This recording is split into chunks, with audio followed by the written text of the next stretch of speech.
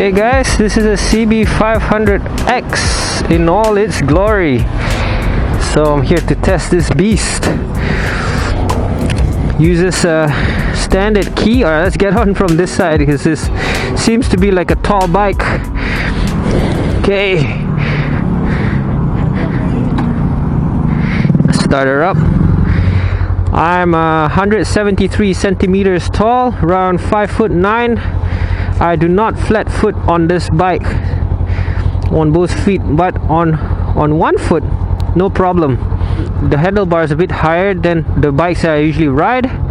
Other than that, the mirror is good. Okay, let's do this.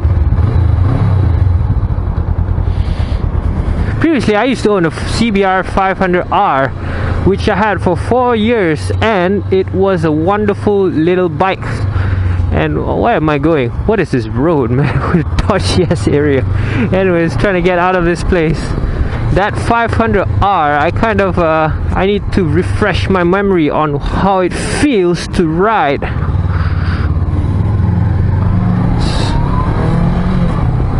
Whoa.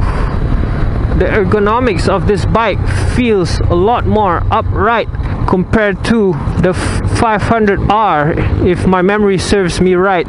With the handlebar being higher up, it feels like I'm sitting higher. And with this big windscreen in front of me, it makes me feel like I'm on a big bike. You can feel the twin characters different from the 4-cylinder. Duh. Yeah, but it doesn't vibrate at a level that is noticeably uncomfortable. It is a twin, but it is a smooth twin. It's not like a thumping engine.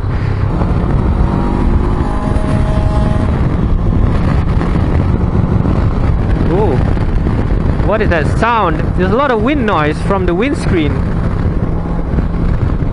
Or is it from my jacket? The engine noise is very faint when you're on the bike with the stock exhaust. I feel like it's just chugging along nicely. The head-up display is exactly the same as compared to my CB650R, and similar complaints to the CB650R's meter. It's hard to see against the sunlight. So let's talk about the ergonomics. I'm seated quite high on this bike. I feel like I'm on an adventure bike, although I've never been on an adventure bike. I imagine they're tall, and yeah, this is it. It feels quite tall. The buttons, they're standard Honda controls, where you get easy to reach buttons and easy to use, and they're probably good quality like any other Honda. It's a Honda, nothing can go wrong with a Honda, man. They're all almost the same, except for the CB1000R, which is a bike that is assembled in Japan, which has controls that are made using slightly better quality materials compared to the bikes that are made or assembled in Thailand, such as this one and also my CB650R. But that's a small matter. It's not that bad. So yeah, it's very easy to ride and get on. It's very intuitive. If you want to get this as your first bike, yeah, nothing's wrong with it. Go ahead. I don't think it's too powerful. It has enough pull. Like, yeah, I'm on 6th gear doing 100 km/h. I don't feel like I'm running out of puff. It is I wouldn't say it's potent either, but it has a reasonable amount of power to pull you out of trouble if you need to. Let's talk a bit about the engine. The engine, this bike is powered by a 2-cylinder 471cc liquid cool engine. Probably produces around 47 horsepower, which is A2 compliant for Europe and other countries that need to have A2 compliance for beginner riders. And it produces torque at quite a low end, being a twin cylinder. If memory serves me right, from owning the 500R for 4 years, the engine runs out of puff very quickly, so it doesn't really want to be revved high. You get a lot of the torque at the low end, and that's where the magic is on this kind of engine. It's not like the 650R where you get a lot of power at the top end above 8,000 RPM. This engine's a little bit different. If you're used to riding a twin such as the Ninja 250 or a Z250 or Yamaha R25 or R3, this is probably just a slightly bigger twin than you're used to. It's not that intimidating. It's not like double the power. What are you doing, brother? Brakes, brake. Oh, what are we doing? Brakes are not bad. This guy can't drive for shit. Who drives with a hand through the steering wheel? This bike is mated to a 6-speed manual gearbox with a cable operated clutch. Standard Honda clutch lever. Feels very light, and the lever is non-adjustable, as you can see here. But other than that, it's just a standard clutch feel from Honda. It's very easy to use, and you can probably do clutchless shifts if you want to. See, I'm on third. You can just chug along on third and 50 km/h. I don't see the thing about this engine is that it doesn't make me want to push it, because I think there's not much reward in pushing this engine. So if you want a 500cc bike that is about speed, this is not it. But if you twist it, yeah, it does pick up and go, but I don't know how to explain it to you. It's not one of those bikes that enjoys being pushed hard. It doesn't give you that sensation that, wow, this is a speed demon. No. This is a bike that makes you want to ride like a normal person. Just ride and enjoy the view, enjoy the journey, enjoy the air. And this is what this bike is about. It's not about speeding. That's definitely not what this bike is about. Whoa. Let's talk about the suspension. The suspension feels very soft. You can definitely rock it back and forth, and it's a wallowy suspension. It's not firm like the 650R. I feel has a little bit more firm suspension compared to this bike. This bike feels very soft-ish and plush. You know, I wouldn't say plush. You can still feel the road and the bumps, and if I hit the bumps, you can still know there are bumps there, but it's not a harsh sensation. It doesn't push you out of place like this. Yeah, there are bumps there, but it just deals with it nicely. Yeah. Oh yeah, that's not bad. Where am I going? Let's see whether this bike can go through the gaps. Oh, this is a little bit more. Oh, it's not bad, but I'm not going through there. It's a big lorry. No. Nuh-uh.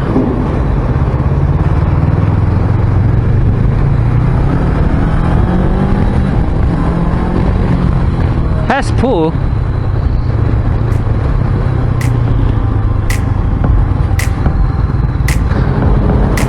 Okay, there's no Petronas, but this is a Caltex. Why not? Fill her up.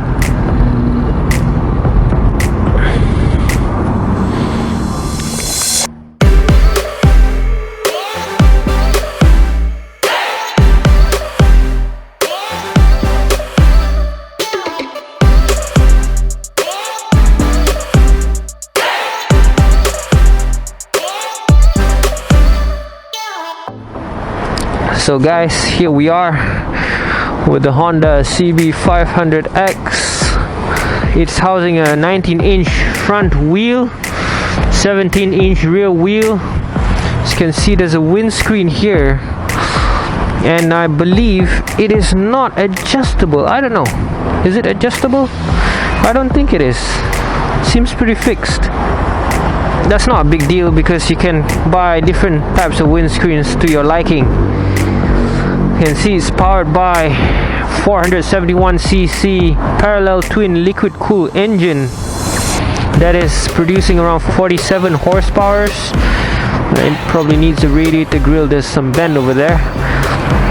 The brakes comes with single disc axially mounted Nissin twin piston caliper. Rear comes with a single disc. In terms of tires, comes with Dunlop's Trail Max mixed tour tires. Probably not the best tires if you want to ride hard, but it's probably good enough for road and gravel. Okay, let's get on it. As you can see the meter there, It's pretty basic meter for 2019 2021 models from Honda. As you can see, there's a rev counter tachometer, there's a gear indicator, there's a fuel indicator there, and then there's a clock, there's a big speedometer and temperature indicator, as well as your trip meter. As you can see here, there's trip A, trip B. The revs can display the revs if you want, and there's also the total. I believe for this bike you can set the rev limiter as well. So yeah, this bike revs up to around 8,000 RPMs. It doesn't have a high red line, probably around 8,005. I'm not too sure about that. Here's the proper figure for you. Okay, let's check the side mirror. Pretty standard Honda side mirrors, probably shared by all Hondas. Start it up. Okay.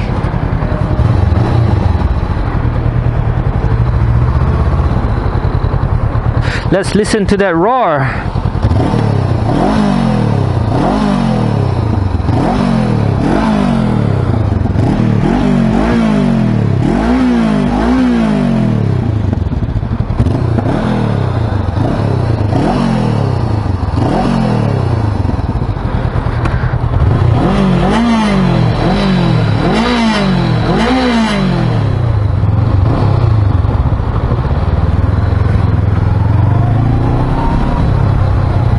Okay, this is a junction.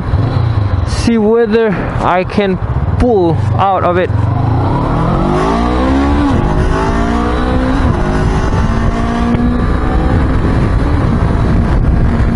It's not exactly what I call quick, but it's quick enough. It's quick enough to get you out of trouble, that's for sure. So the seating position is very neutral. Therefore, you're very comfortable on this bike. You're not in an aggressive attacking position whatsoever.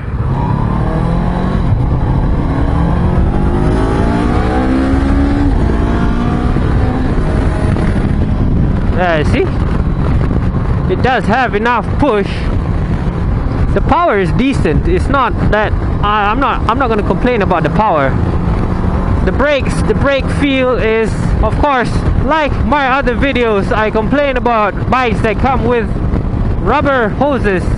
It feels very, very numb. You don't feel what the front is doing.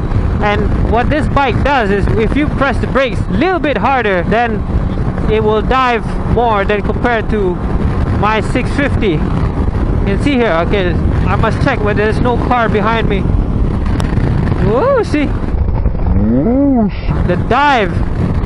That's quite a lot of dive under braking. You don't want to do any sudden brakes on this bike. So since this is an adventure bike, some people may want to take it far. Can you take it far? Can you ride this thing far? I don't know. I'm not going to ride it far because this is a test bike. However, I'm going to tell you what it's like to ride on this piece of highway over here. And I'm on 5th. I'm pulling out of that little slip road right there, and it feels like I do have plenty. And I'm on 6 now, doing 100 km/h. So if I do 120 km/h, which is roughly highway speeds for cars, I want to keep up with the cars. The revs a bit higher in my opinion. It's only under 6,000 here if you're doing 120 km/h, which means you're keeping up with the car in front. To me, that's a little bit high, especially when your red line is just above 8,000. This bike has enough grunt for you to be comfortable enough to fit a smaller rear sprocket. For long cruises, I think there are better bikes than this. If you really want, unless you're willing to live with the fact that you can cruise with the bike being in high revs, or basically what I did to my CB500R was I fitted a smaller rear sprocket. I believe stock rear sprocket comes with 42 teeth. You can fit 39 teeth at the rear. Oh, I just did a U-turn. That's very easy. I didn't even feel that I was going out of balance. Not even a little bit. It's so easy. This is a bike that I could see myself commute on. to work and back. A nice Alfa Romeo Brera there. You don't see that very often. It's a very, very neutral sitting position. It's very comfortable if you ask me. It's a very nice experience. I'm liking it. As a commuter bike, this would be perfect. You're not in any way stressed by the elements of your ergonomics or the effects of the nature.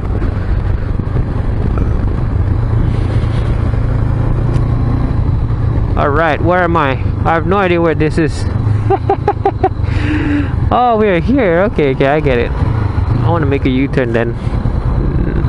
So there's not much engine heat coming out of the bike, which is very good. It's let's leave it at the stoplights for a bit. So if you want to daily ride this bike, it's very decent because it's quite comfortable. Although it lacks sportiness, this bike is very easy to ride. It's very easy to handle, feels very light. There's nothing intimidating about it. However, it gives you enough power to pull you out of a sticky situation should you need to use the power to do so.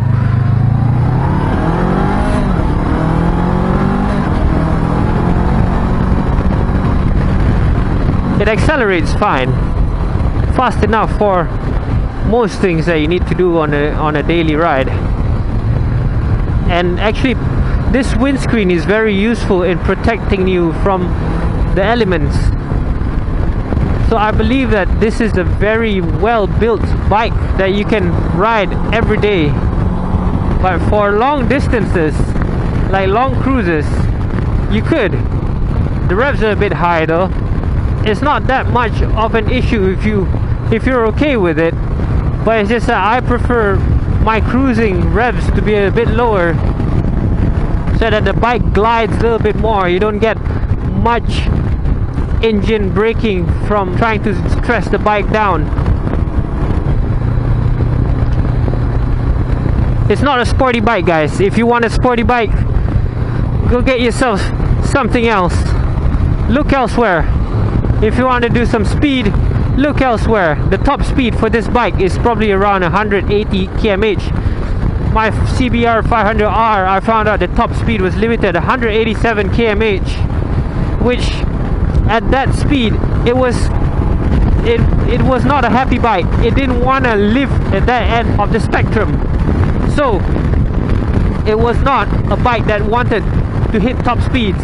And there are people who argue you can buy a Yamaha R25, which is, or a Kawasaki Z250 or a Ninja 250 that can probably have the same top speed as a CBR500 or CB500X. Why would you buy? Why would you get this?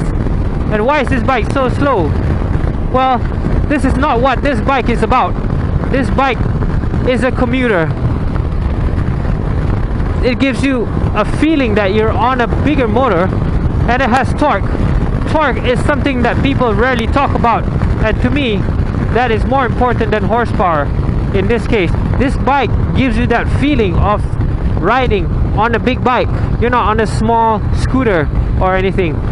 Other than that, gives you a bit of torque, usable torque. Means that even if you're in fifth, you don't need to change gear, you don't need to work the gears a lot. So you glide through the rev range very easily because you have a lot of torque even on a high gear at a low speed. So who is this bike really for? It's not for hardcore tourers. I'm not a tourer, I don't tour much at all. I don't imagine tourists want a bike like this. Although you have all the touring capabilities such as the windscreen, the upright seats, probably low fuel consumption. But this is not a bike for tourists. This is a bike, perfect bike for daily commuters.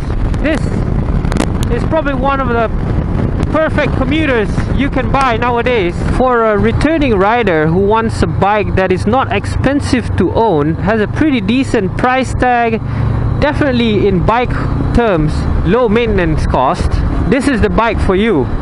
If you want something that is not intimidating, but you want a big bike feel, but it's not intimidating. That's the thing though. It's not like a big bike that is gonna scare the hell out of you. It's definitely not scary at all. It's a friendly little bike. If you work in the city, you live outside the city, and you probably do a bit of cruising on the highways, let's say like half an hour, maybe 45 minutes ride to work, this would be a good bike. It doesn't drain energy out of you. I don't feel like this bike is tiring to ride at all. You're protected from the wind, you have enough power, you can just ride on 5th gear, 4th gear if you want. Just cruise, and it doesn't want to scream. There's none of it. There's no temptation from the bike wanting to scream. Would I buy this bike? No. I want something a little bit sportier. I want something that is a little bit sharper. I want to take it out on weekend and attack the hills, and I don't think this bike is capable to do that. If you want to do some spirited riding like hill carving, you wanna hit the corners a little bit harder, this is not the bike for you. The suspension is probably a little bit too soft, and there's not enough. It does the revs does not like to live in the top end, meaning that it will probably run out of puff earlier than you think.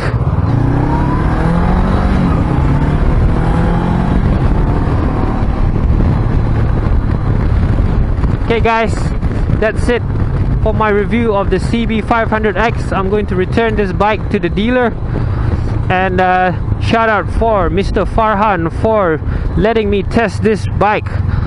Let me know what you think in the comments. Let me know if you like the bike, if you don't like the bike, or if you have any questions. I'll try to answer them as soon as I can. Please don't forget to like and subscribe to my channel. Hit the bell icon button so you get notified on any new materials on my page. Other than that, more importantly, ride safe, stay safe, and have a good day. Bye bye.